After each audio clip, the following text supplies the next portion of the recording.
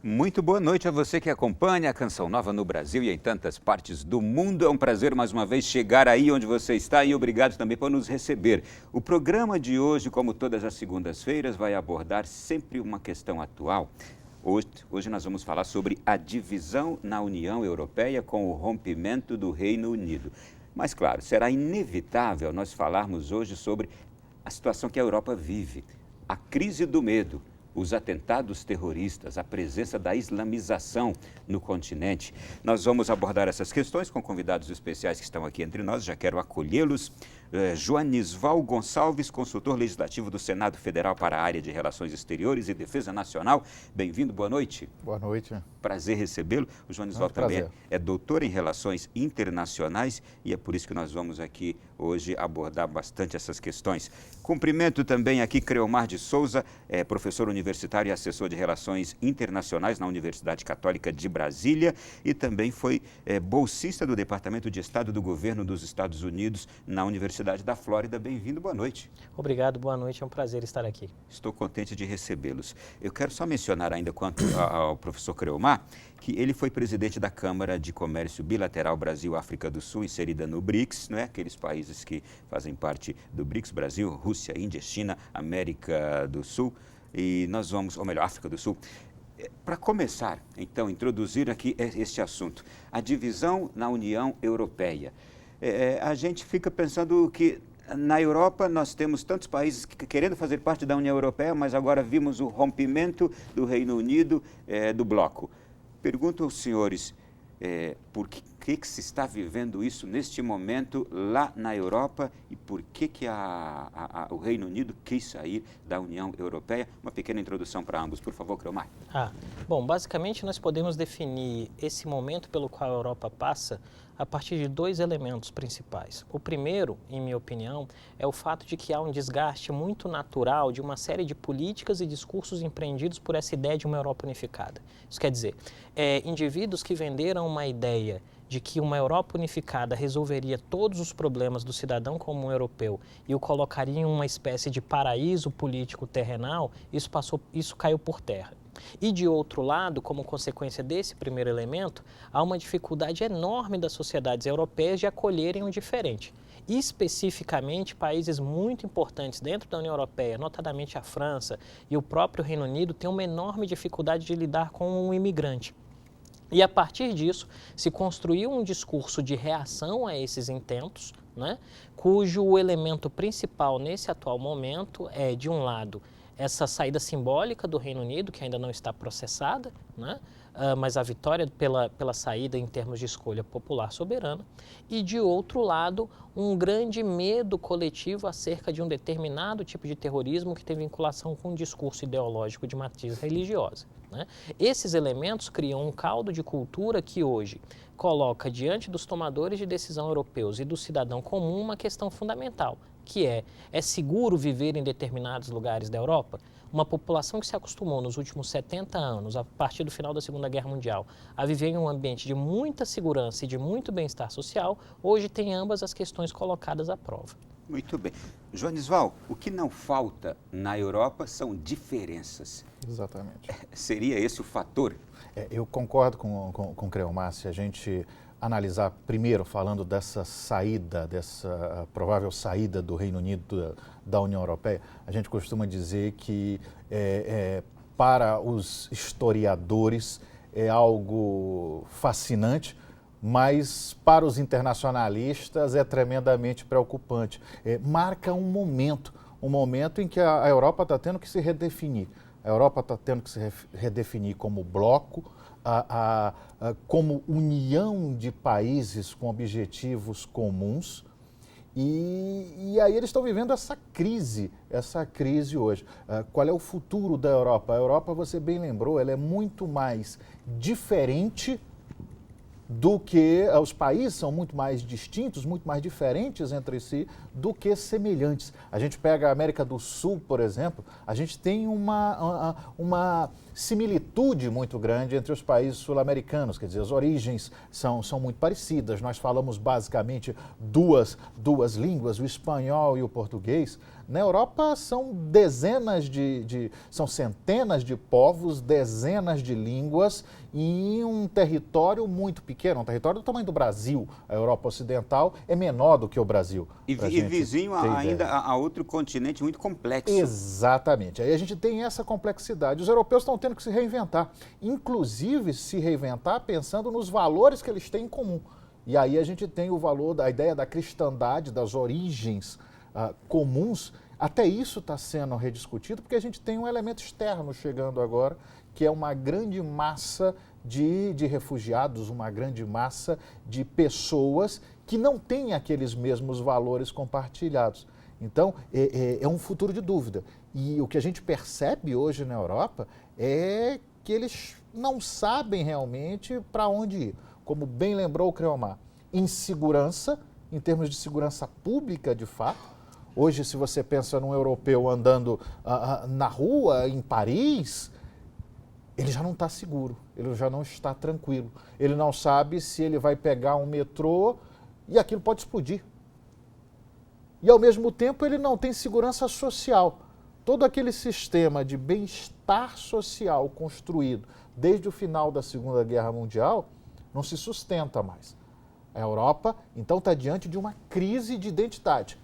E a gente não sabe qual é a Europa que vai sair daí nos próximos anos. E o que é curioso é o seguinte, períodos não tão duradouros assim foram vividos sempre pelo continente europeu. Todavia, a gente viu recentemente, aí nessas últimas décadas, esse conforto e esse bem-estar social ao qual estamos nos referindo aqui.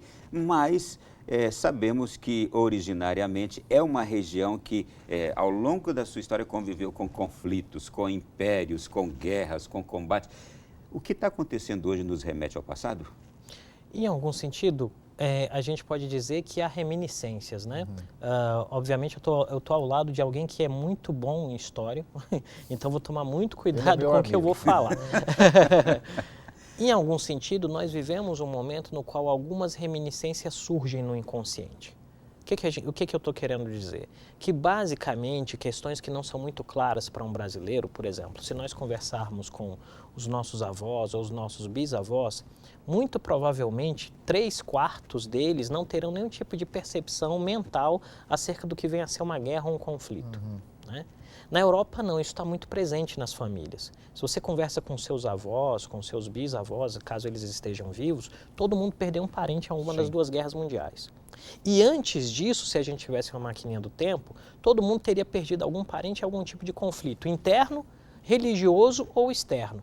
Então, essa ideia de construção das múltiplas identidades europeias, que foi um ponto que o Joanisval disse, que foi perfeito, está muito vinculada a quê? A reafirmação daquilo que eu sou através da violência.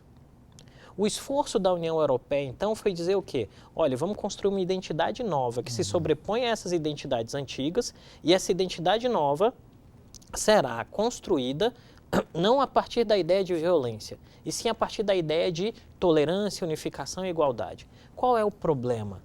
Isso gerou, em algum sentido, uma expectativa sobre um futuro que seria linearmente melhor e esqueceu de lidar com um fato que é fundamental em história, política e economia internacional. Nada que é bom dura para sempre e nada que é ruim dura para sempre.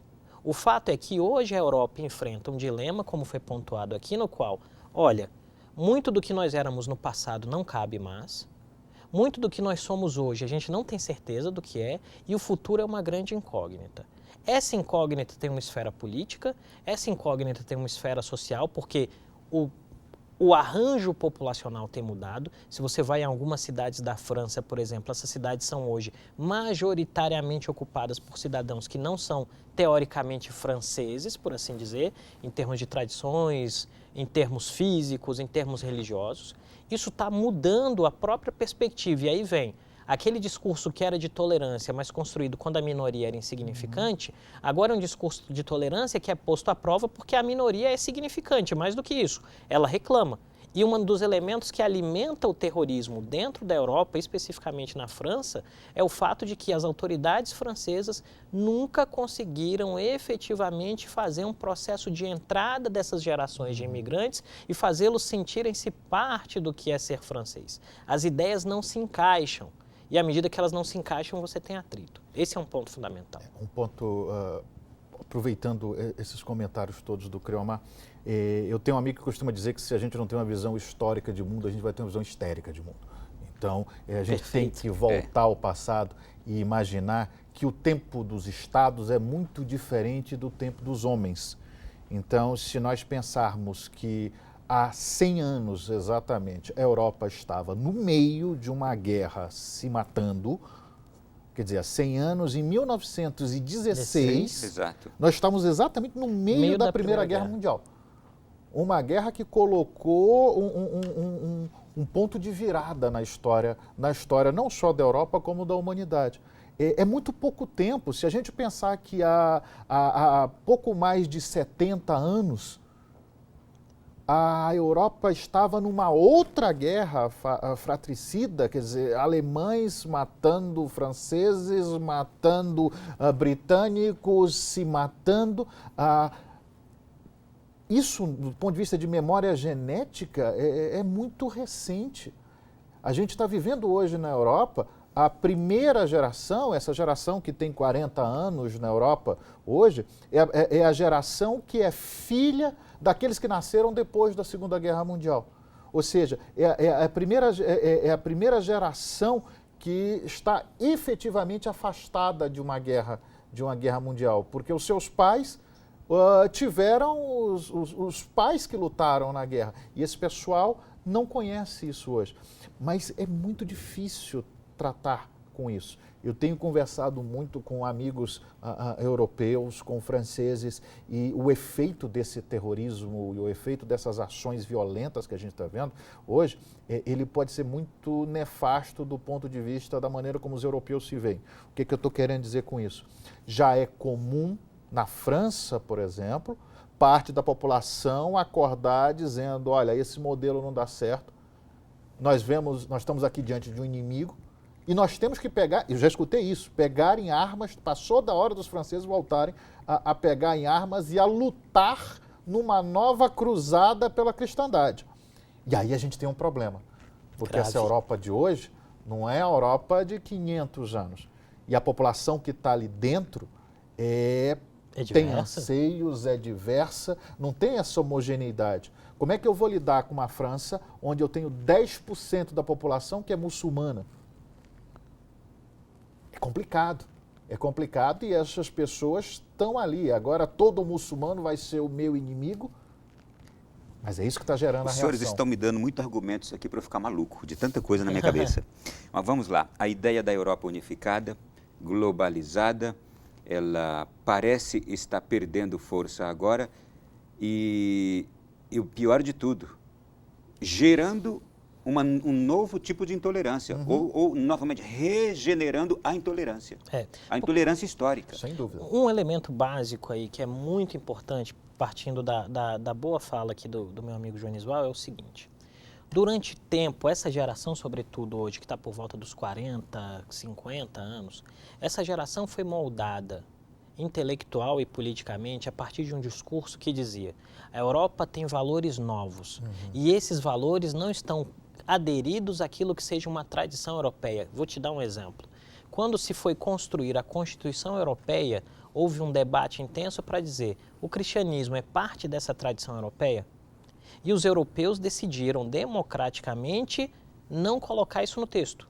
O cristianismo não está no texto como um dos elementos balizadores da tradição europeia. E foi uma das grandes lutas da igreja para que se conservasse isso. Exatamente. E aí, à medida que você construiu esse discurso, se tentou dizer o quê? Essa Europa que olha para o futuro é uma Europa efetivamente laica, na qual as pessoas efetivamente têm o direito de serem aquilo que quiserem. Ótimo, esse discurso está posto.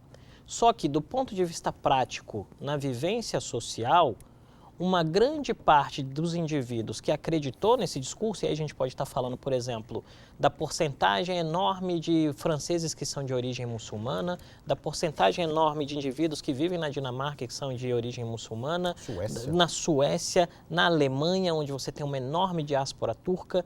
Esses indivíduos falaram, tudo bem, então posso ser o que eu quiser e eu quero ser parte do jogo. Só que à medida que eles tentaram ser parte do jogo, o estabelecimento político disse, não, vocês não são parte do jogo.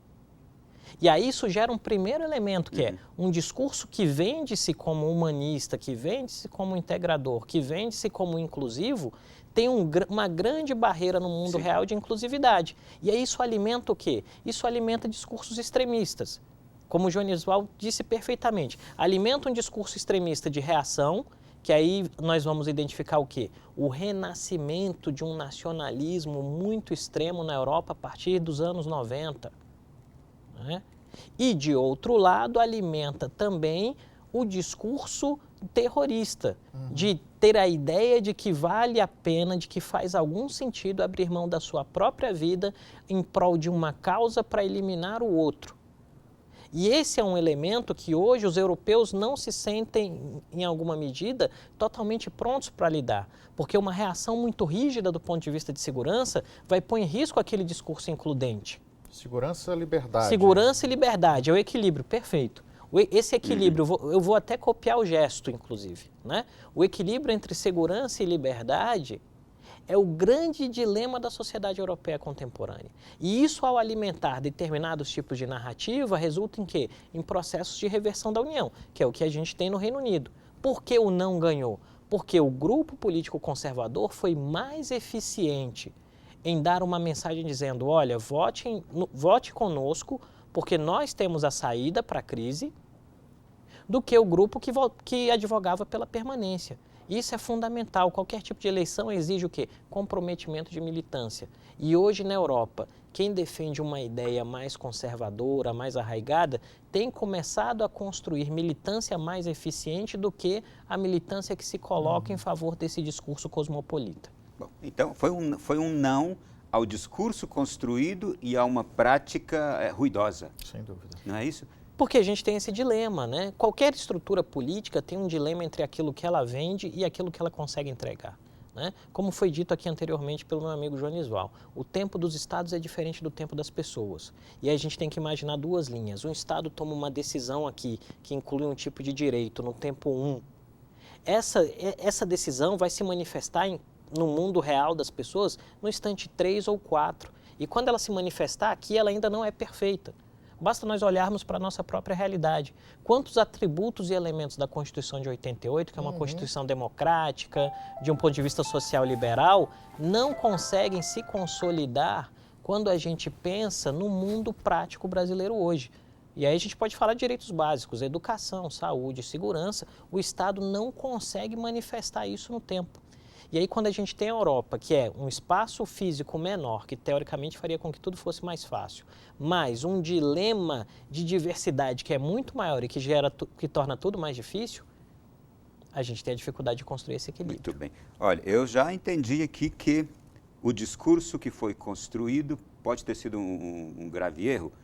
Isto é, a Europa negou suas raízes ao construir um discurso que ela mesma dizia não, ela não tem tais raízes e temos que ser mais expansivos, inclusivos, liberais.